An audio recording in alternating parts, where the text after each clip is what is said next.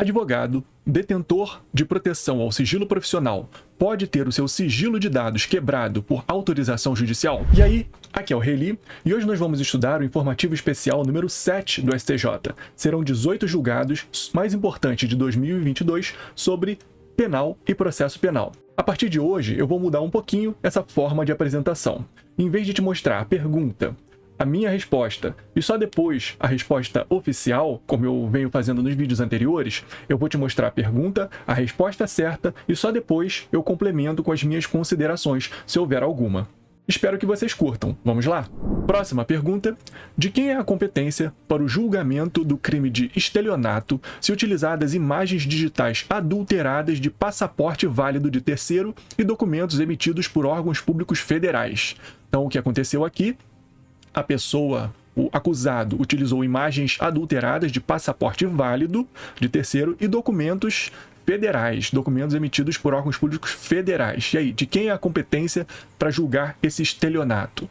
E a resposta é: se inexistente evidência de prejuízo a interesses, bens ou serviços da União, é da Justiça Estadual, devendo ser respeitada a regra do foro do domicílio da vítima no caso de o crime ser praticado mediante depósito, transferência de valores ou cheque sem provisão de fundos, em poder do sacado ou com pagamento frustrado. Se não tiver comprovação de lesão aos interesses da União, se tiver, vai ser da Justiça Federal, né? Se não tiver, vai ser da Justiça Estadual, ok? E vamos observar essa nova regra do estelionato, da competência para o estelionato, que é crime praticado mediante depósito, transferência de valores ou cheque sem provisão de fundos, ou com pagamento frustrado, né?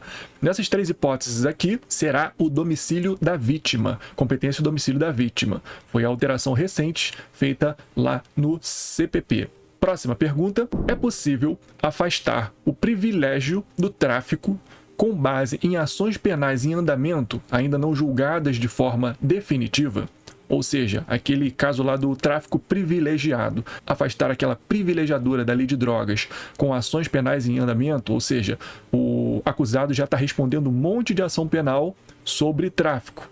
Então a gente pode afastar a privilegiadora dizendo que ele se dedica à atividade criminosa? A gente pode fazer isso? A resposta é não, não pode, pois é preciso para isso um conjunto probatório mais rigoroso do que aquele necessário para as medidas cautelares. Ou seja, para as medidas cautelares a gente até poderia fazer isso, por uma questão de ordem pública ou comprovação da ordem pública no interesse da investigação criminal, mas para afastar a privilegiadora do tráfico, não. Nos termos do artigo 5º 57, muito importante, artigo 5º 57 da Constituição Federal, a afirmação definitiva de que um fato criminoso ocorreu e é imputável ao autor só é possível quando houver trânsito em julgado da sentença condenatória.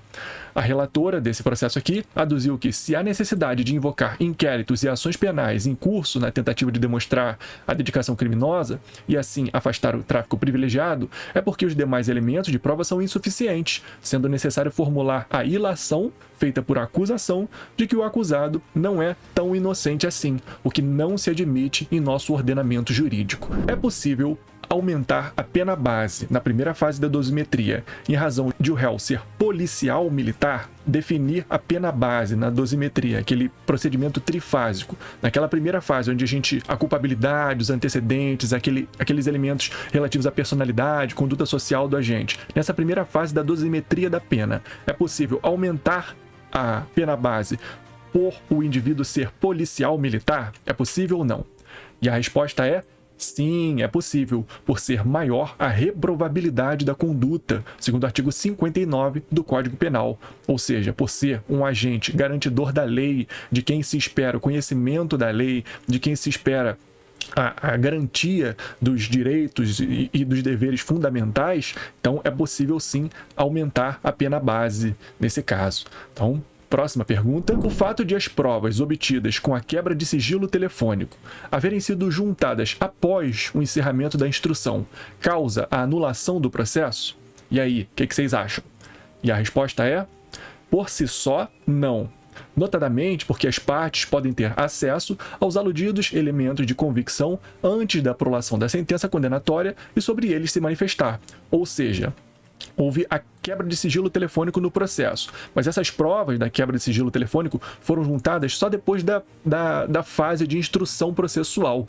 E aí, isso aqui causa nulidade? Não, não só por isso. Vai causar uma nulidade se, depois de juntadas essas provas, o juiz não abrir a oportunidade da defesa se manifestar. Ou seja, juntei as provas, o juiz juntou as provas e não abriu uma oportunidade de defesa, o contraditório, a ampla defesa. Aí sim causa uma nulidade, mas por si só não, porque a pessoa, o réu, a defesa, vai poder se manifestar depois da juntada dessas provas, mesmo não estando mais na fase de instrução processual.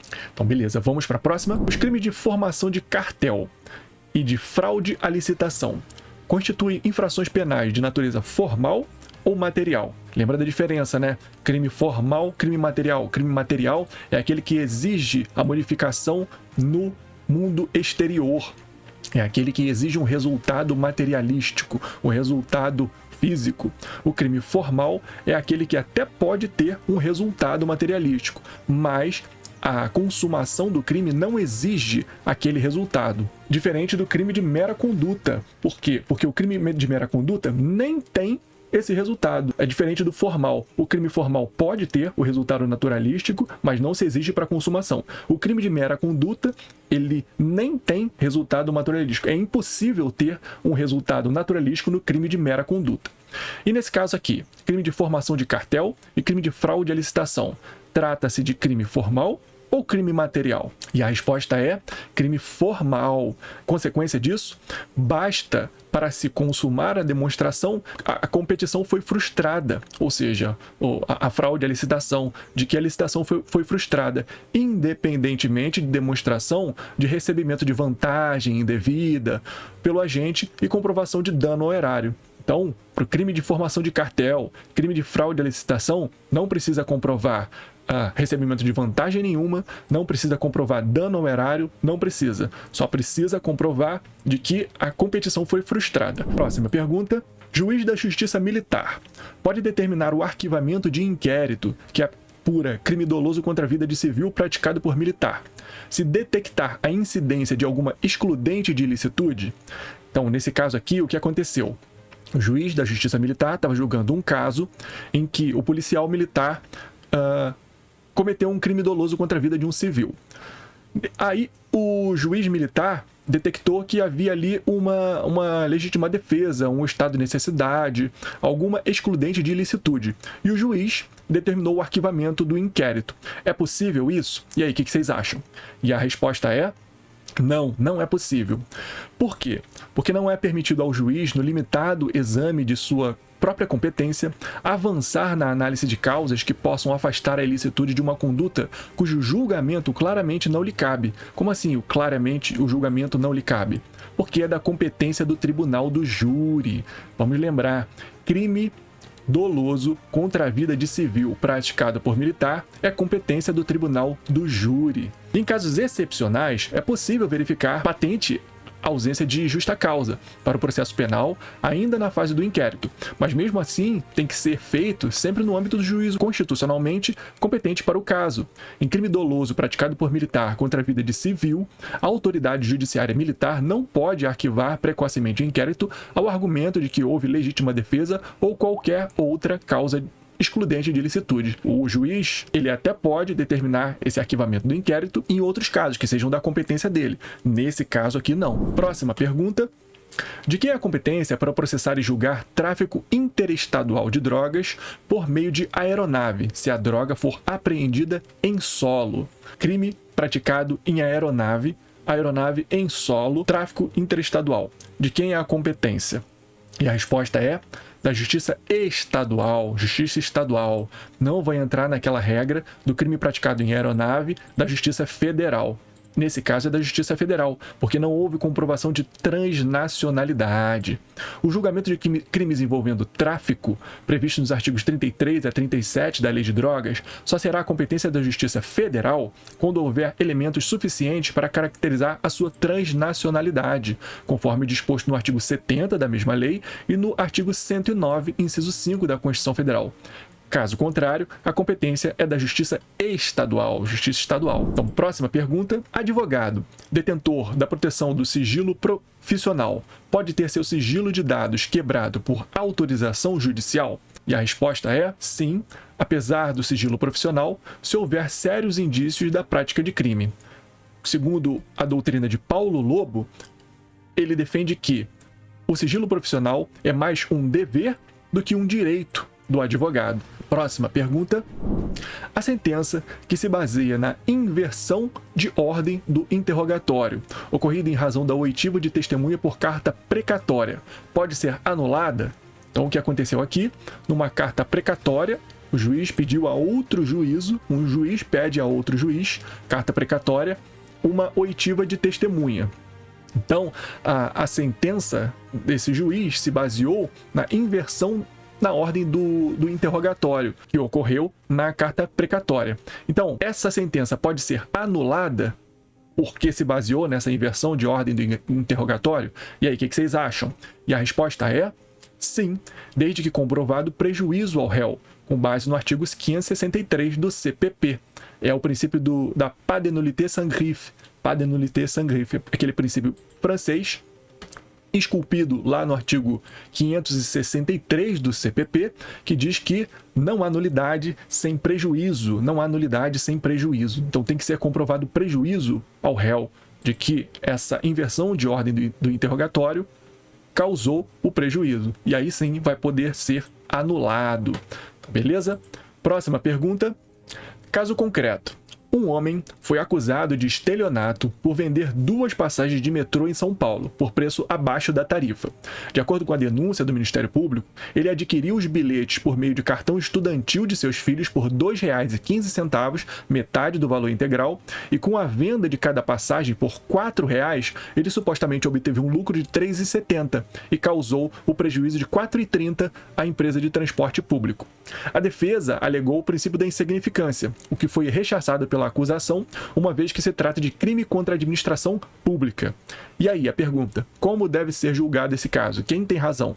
A defesa, que alegou o princípio da insignificância, ou a acusação, que diz que trata de crime contra a administração pública?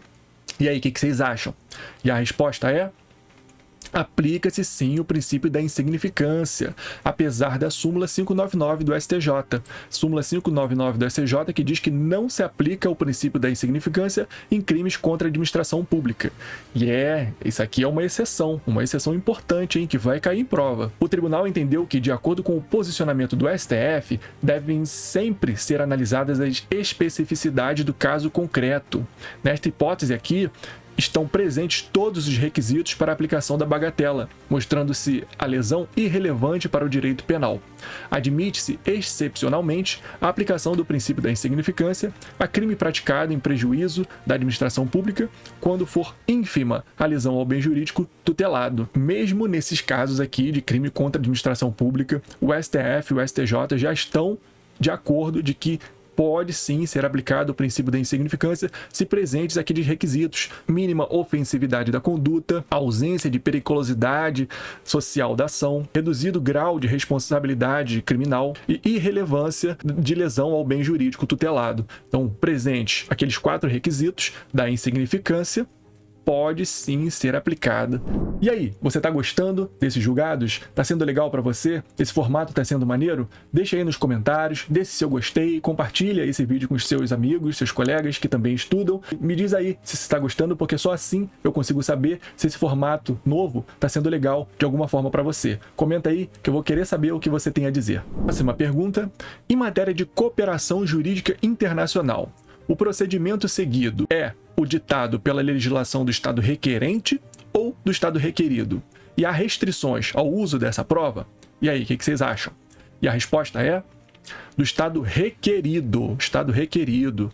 A utilização da prova obtida é ampla, observadas eventuais restrições expressamente formuladas pelo Estado requerido. Estado requerido, ok? Não é o requerente. Próxima pergunta.